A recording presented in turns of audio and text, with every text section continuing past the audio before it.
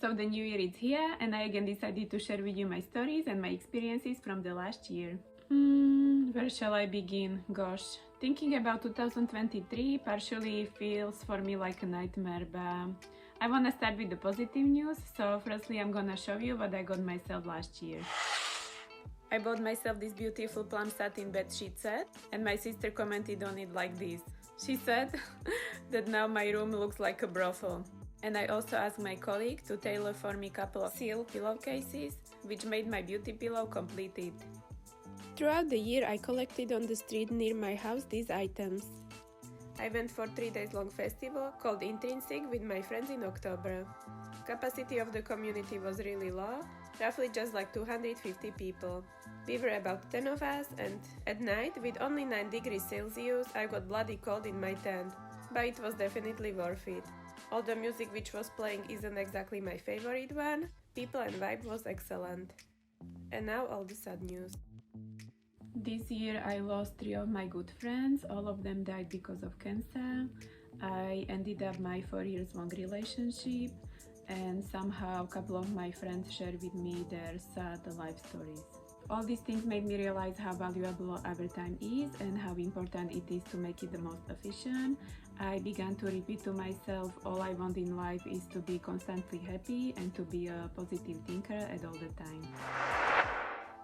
I'm currently editing for you series on this channel called My Crazy Life in Australia, and my crazy stories from year 2023 are soon going to be highlighted there. On the other hand, you guys know that I've been moving places a lot in my life, but in February 2023 I finally moved into nice accommodation where I've been living throughout all the year. After my breakup, I realized how amazing and wonderful are people around me, and I began to be more grateful for the way how I look from the inside and outside.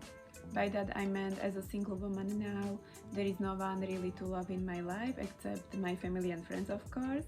So I began to work on my self-love and to get even closer to God.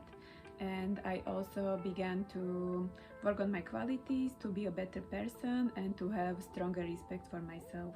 Of course, as per usual, I was working on improving my beauty and health, and in January 2023 I stopped drinking alcohol, and in the middle of the year I finally found solution for my bloating issues. So if you wanna know what the cause was, then keep watching my vlog.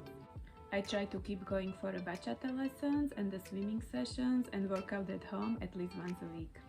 Probably the biggest highlight from the last year and the thing I am the most proud of was my collaboration on 2 short movies, which we submitted for few competitions and we already won few certificates. So in March 2023, my friend Jay and I decided to shoot short movie, and he's got experience with media and acting and I didn't have any clue at all. He wrote the story, which I turned it into the script, I spiced it up a bit, and at the end we discussed the final script. In May we shooted our first short movie called What's Next, where I acted and also I chosen the costumes and venue too. We were shooting in my house, and at the end we won 2 awards for it. One was for a best short movie and the other for directing. In October I flew over to Perth and we shooted our second short movie. Again, Jay did the story and I helped with the script, costumes and acting. To be honest, I felt a bit more confident as an actress this second time. Straight away we submitted for competitions, and in December we won 2 awards in Netherlands. One was for directing and the other for the best short movie. And also we won certificate in Belgium for best director. And the last but not least, we received 2 certificates from India for the best script. As well, I published on Amazon my very first kids book called My Playful Journal, which you can purchase on these websites too. Most of you guys already know that I've been undergoing a lip tattoo procedure for a couple of years now, and this year I did again a new touch-ups. This time I did more visible berry color, and I also asked to overline my lips. After the procedure I received from my tattooist a beeswax as a part of my aftercare, and I learned that any lip products which consist petroleum shouldn't be used on the freshly tattooed lips for whatever important reason. For the first time in my life, I went for the dating app and I started to hunt for a suitable partner which could be a perfect father for my future kids. I always used to recommend to my friends who were desperately looking for a partner to go on these dating apps and try to look for a partner there, but I never thought I will end up one day in the same situation. Indeed, I know at least 3 happy couples which met each other on the dating apps and have been together for a couple of years now.